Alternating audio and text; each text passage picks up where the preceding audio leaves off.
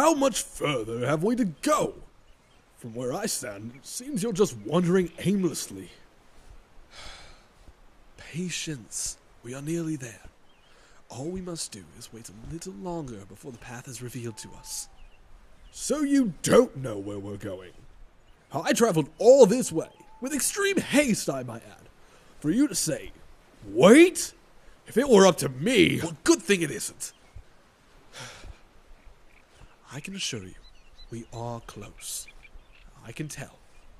Now please, just trust me and follow my lead. The path will be shown soon. It was a warm, summer afternoon in the town of Storup.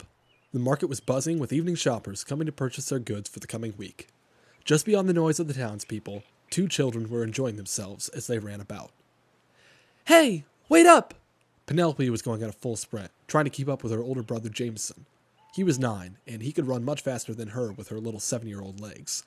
While dodging bushes and rocks, Penelope dashed after Jameson, but began to lose sight of him. Eventually, huffing and puffing, she drew to a stop at the edge of the woods, no longer sure where she was. Somewhere ahead, she could hear something in the woods. Jameson! Jameson, where are you? Nothing. She looked around. His footsteps had stopped, so maybe he was just hiding, ready to jump out and scare her. He did that a lot, and Penelope hated it. Hey, Jameson! This isn't funny! Please come out! She was starting to get scared, and still couldn't see him anywhere. The sun was slowly starting to set, which meant they needed to be home soon, or Mom and Dad would start to worry. Jameson, please come out! You know I'm scared of the dark! Penelope's voice was starting to crack, and she began to cry. Jameson, where are you? Penelope's voice echoed slightly through the woods, like a ghost mocking her cries. When nothing responded to her, she curled up on the ground and began to cry. The 2 of them had run aimlessly all over the place, and with it now being entirely dark, she had no idea where they were. Suddenly, the quiet was interrupted by the sound of breaking branches and crunching leaves. Penelope stood up, wiping tears from her face, and peered into the woods. She couldn't make out who it was, but a dark figure was barreling towards her. She squinted, trying to make out who— Wham! Before she knew it, Penelope was knocked straight to the ground, her older brother on top of her. We have to go. Now! Before she could process what was happening, Penelope was being pulled up from the ground by her brother, who had small cuts and scrapes all over him, likely from all the branches he'd run through. As she got up, she heard another noise coming from the woods, but this one was louder, and it was coming faster. Much faster.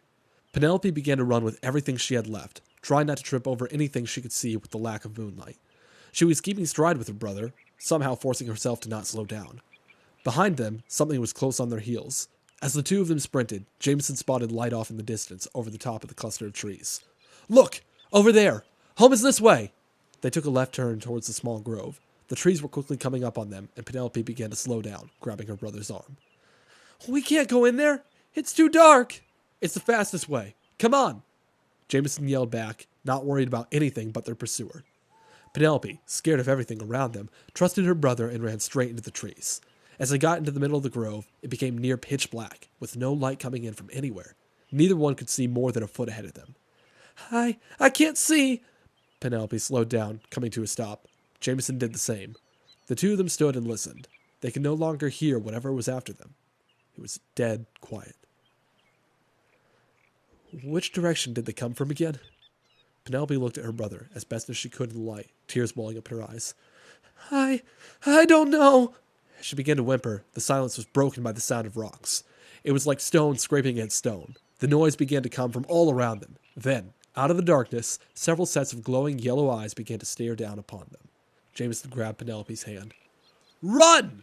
Once again, the 2 siblings took off in a mad dash. They had no clue where they were going or if they were headed the right way anymore. All they knew was they had to move. Jameson kept kicking rocks and twigs, being scraped by what felt like the most pointed branches he had ever touched. Just ahead, light was once again visible through the trees. Penelope was beginning to get ahead of Jameson. Just before they made it out of the woods, something sprung from a boulder beside them. It leapt through the air, crashing down on Jameson. He cried out in pain as he went down to the ground with the creature. His arm smashed against rocks on the ground, creating an audible snap. Jameson screamed in pain. Jameson! Penelope cried. She didn't know what to do. Looking around frantically, she saw a large stick. Penelope ran to it and picked it up. Heaving it over her head with everything she had, Penelope flung the small branch at the beast. Unaware of its surroundings, the creature did not see the stick flying at it until it collided with its head, knocking it off of Jameson and putting it in a daze. Running over, Penelope quickly tried to get Jameson up. "Hurry! Hurry!" She began dragging his non-broken arm, causing him to let out another cry of pain. The loud commotion had alerted some of the people from the town market, causing them to run to see what was the matter. As they got to Penelope, the brood of boulders she had knocked off of Jameson was regaining its footing, and more could be heard on their way. She lifted her brother by the arm once more, but was unable to get him far. As she struggled, one of the members of the town came and helped her by picking up Jameson in their arms. He then signaled for Penelope to run, as he began to head back towards the light of the town. Penelope did not hesitate, and sprinted after him, catching up to the man quickly. As Penelope and the individual who had come to her aid made it to the market, she began to yell loudly to everyone watching. "Help! Help! Jameson! He's hurt! And now they're coming! Help!" With all the noise, the market had drawn quite the crowd. As everyone stared, a pack of 8 creatures emerged from the forest. In the better lantern light, Penelope could more clearly make out their features. They appeared to be animals, if one could even call them that, made of large rocks and boulders. They were like wolves of stone, moss growing on their bodies like bits of fur. How the creatures were held together was a mystery to her, but she could see a faint, yellow glowing light running between the different pieces of stone, the same as the color of their eyes. Slowly, the things began to move forward, that same scraping stone sound from the forest coming from their bodies as they walked forward. Everyone began taking steps back, no one saying a word. Just as the monsters were getting ready to charge forward, the sound of crashing branches could be heard from above. Everyone looked up confused. Without warning, a man wielding a large sledgehammer came down on top of one of the stone monsters, shattering it to bits. The other creatures looked at him, stunned, before preparing to pounce at the threat and go in for the kill. The man took his sledgehammer and swung it in a wide circle, smashing through 2 more of the creatures. At this, the remaining monsters began to back off, moving back towards the woods from which they had come. As they did so, the man looked at them and charged, bringing his hammer down heavily on another one. The remaining 2 split, darting past the hammer-wielding man, going straight towards the small crowd. Springing through the air, one of the creatures lunged at a shop owner who had his young child by his side. It crashed down on top of the man, who struggled to move under the immense weight. His son cried in fear and panic. The other monster began plowing through the mass of people, knocking many off their feet as it headed to aid its companion in finishing the man off. Everyone began to run, descending the scene into chaos. The hammer-wielding man was preoccupied with a handful more of the creatures who had made their way out of the woods. Just as he was about to be taken over by their numbers, the sound of a loud explosion could be heard from somewhere at the edge of the town, drawing the attention of everyone, and everything, there. A man with some sort of barreled, smoking weapon could be seen pointing his contraption at a now crumbling pile of rocks. That pile was all that remained of the once menacing creature atop the man from the marketplace. The other one began to back away towards the rest of the pack, which was also dwindling in numbers as the hammer man sprung on them in surprise. Seeing their defeat, the last 3 turned to flee into the woods. Penelope believed the final ones were about to get away when another man appeared in the treetops, masked and in dark clothing. With light feet, he leapt from the trees, throwing 3 small, soft-looking gray balls at the monsters. These wedged themselves between the cracks in the creatures' bodies. Instantly, they exploded, shattering the last 3 to bits. Everyone stood shocked and speechless. Penelope was sitting in a chair, freshly looked over by the medic. They patched up a few small bruises and cuts, but overall, she fared pretty well from the night before. Top to bottom, his body had been cut up, the medic saying he would likely walk away with more than 1 scar.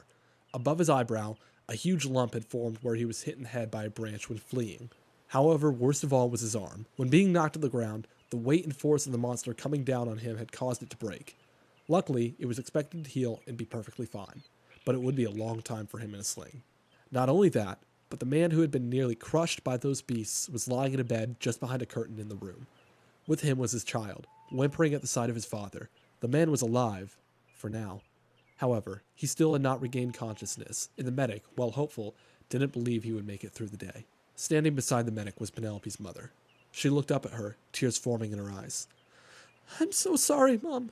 We should have come back sooner. Then this wouldn't have happened." She struggled to finish her words as the tears took over. "No, this isn't your fault, whatsoever." Her mother hugged her tightly. Across the room, 2 men sat quietly, observing the scene. Penelope looked at them through her tear-filled eyes, questions already forming in her mind. Who are you people? How did you know we were being chased?" The man who had wielded the hammer walked over to Penelope, while the cloaked figure, no longer wearing his mask, simply stood up. "The fact is, we've been tracking these creatures for quite some time. Lately, there has been a large increase in their population. leading to my teammate and I attempting to figure out the cause behind it. He moved his eyes to her mother. This town isn't safe. There are many more to come, but we can offer you help. The door creaked open as a wizard and ranger entered the room.